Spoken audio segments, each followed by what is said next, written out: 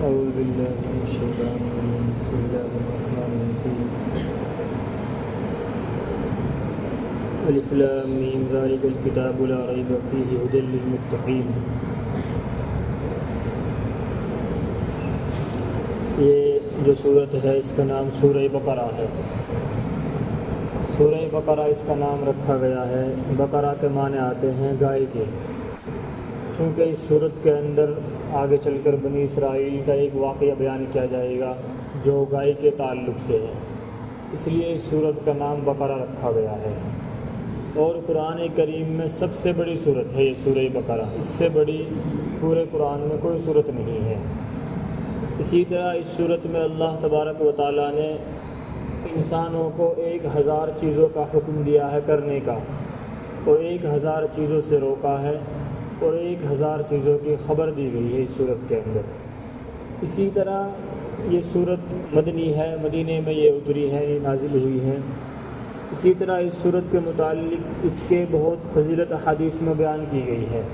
آپ صلی اللہ علیہ وسلم نے فرمایا کہ سورہ بقرہ کو سیکھو کیونکہ اس میں برکت ہے، جو اس کو نہیں سیکھتا اس کے لیے خسارہ ہے، ٹوٹا ہے۔ اسی طرح اور بھی بہت سی حدیثیں ہیں کہ آپ نے فرمایا کہ سورہ بقرہ کو گھروں میں پڑھا جائے، تو جس گھر میں یہ نہیں پڑھی جاتی ہے اس میں شیطان داخل ہوتا ہے۔ اس طرح کی بہت سی روایات ہیں جن سے اس کی فضیلت ثابت ہوتی ہے۔ اسی صورت میں ہے وہ آیت الکرسی، آگے چل کر جس کی فضیلت آتی ہے کہ ہر نماز کے بعد بندہ اسے پڑھے تو اس کے لیے جنت میں اللہ تعالیٰ داخلہ کریں گے۔ تو اس صورت کی حدیث میں بہت فضیلت آئی ہے۔ الف لام میم، یہ جو حروف ہوتے ہیں صورتوں کے شروع میں، الف لام میم، نون، قاف، حامیم، عین، سین، کاف، ان کو حروف مقطعات کہا جاتا ہے۔ یعنی یہ ایسے لفظ ہیں جن کے معنی کسی کو پتہ نہیں ہے سوائے اللہ تعالیٰ کی ذات کے۔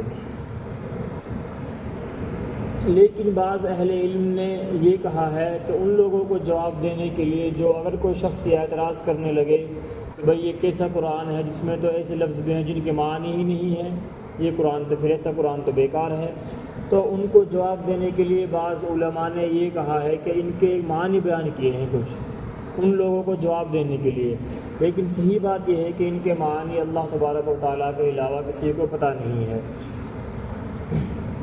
ذالک الکتاب لا ریب فیہ، یہ وہ کتاب ہے جس میں کوئی شک نہیں ہے۔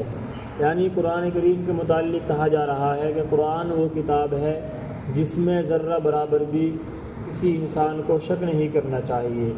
کیوں شک نہیں کرنا چاہیے؟ کہ انسان جب بھی کوئی کتاب پڑھتا ہے تو سب سے پہلے یہ دیکھتا ہے کہ اس کتاب کو لکھنے والا کون ہے، اس کا رائٹر کون ہے۔ تو جس درجے کا اس کا کاتب ہوتا ہے اسی درجے کی وہ کتاب ہوتی ہے۔ تو اس کتاب کا کاتب کون ہے؟ اللہ تبارک و تعالیٰ، اللہ کا یہ کلام ہے۔ اور ایک جملہ ہے غالباً یہ حدیث قدسی ہے کہ کہا جاتا ہے کلام الملوک ملوک الکلام، بادشاہوں کا کلام کلاموں کا بادشاہ ہوا کرتا ہے۔ تو اللہ تبارک و تعالیٰ چونکہ سب سے بڑے بادشاہ ہے تو اس کا کلام تمام بادشاہوں کے کلاموں میں سب سے افضل کلام ہوگا۔ تو یہ نسبت قرآن کریم کو حاصل ہے، اس لیے بھی اس میں شک نہیں کرنا چاہیے۔ اس کا ایک ایک حرف، ایک ایک صورت، ایک ایک نقطہ جو آپ صلی اللہ علیہ وسلم کے زمانے میں لگایا گیا تھا، جو معنی آپ کے زمانے میں بتائے گئے تھے، آج بھی وہ اسی طرح موجود ہے، اس میں ذرہ برابر بھی ترمیم نہیں کی گئی ہے۔ ھدی للمتقین، یہ قرآن کریم ہدایت ہے متقین کے لیے۔ ایک جگہ پر کہا گیا ہے ھدی للناس، یہ ہدایت ہے لوگوں کے لیے۔ دیکھیے یہاں پر متقین کہا گیا ہے، متقی کہا جاتا ہے اس شخص کو جو اللہ تبارک و تعالیٰ سے ڈرنے والا ہو۔ ایسے لوگوں کے حق میں قرآن کریم ہدایت کا ذریعہ ہے کہ ظاہر سی بات ہے کہ مثال کے طور پر ایک شخص کی بینائی نہیں ہے، اسے دیکھتا ہی نہیں ہے، تو اس کے لیے روشنی اور اندھیرا برابر ہے، اس کے لیے چاہے روشنی ہو یا اندھیرا ہو اس سے کوئی فرق نہیں پڑتا۔ تو اسی طرح اللہ تبارک و تعالیٰ ہدایت جو دیں گے اسی شخص کو دیں گے جس کے دل میں ڈر ہوگا، جس کے دل میں خوف ہوگا اپنی آخرت کو لے کر، اپنی زندگی کو لے کر۔ الذین یؤمنون بالغیب یقیمون الصلاۃ ومما رزقناہم ینفقون، وہ لوگ جو ایمان لائے غیب پر اور نماز قائم کرتے ہیں اور جو مال ہم نے ان کو دیا ہے اس میں سے وہ خرچ کرتے ہیں۔ یہ بتایا جا رہا ہے کہ متقین کون لوگ ہیں، متقی کس کو کہتے ہیں، کہ وہ شخص جو غیب پر ایمان رکھے۔ دیکھیے اصل ایمان یہی ہوتا ہے انسان اندیکھی باتوں پر، اندیکھی چیزوں پر ایمان لے کر آئے۔ دیکھ کر تو ہر شخص ایمان لے آتا ہے، یہ کوئی کمال نہیں ہے۔ ایمان کا مقتضا یہی ہے کہ بغیر دیکھے ایمان لایا جائے۔ حدیث میں جو قبر کے تعلق سے، جنت کے تعلق سے، جہنم کے تعلق سے جو بات آئی ہم نے وہ دیکھی نہیں ہے، لیکن ان کا ایمان ہمارے دل میں ہونا چاہیے، کیونکہ یہی اصل ایمان ہے۔ اور ایک صفت ان کی یہ بیان کر، دوسری صفت کیا ہے، یقیمون الصلاۃ، وہ نماز کو قائم کرتے ہیں، 5 وقت کے وہ پابند ہوتے ہیں۔ اور تیسری صفت ومما رزقناہم ينفقون، جو مال اللہ نے ان کو دیا ہے اس میں سے وہ اللہ کے راہ میں خرچ کرتے ہیں۔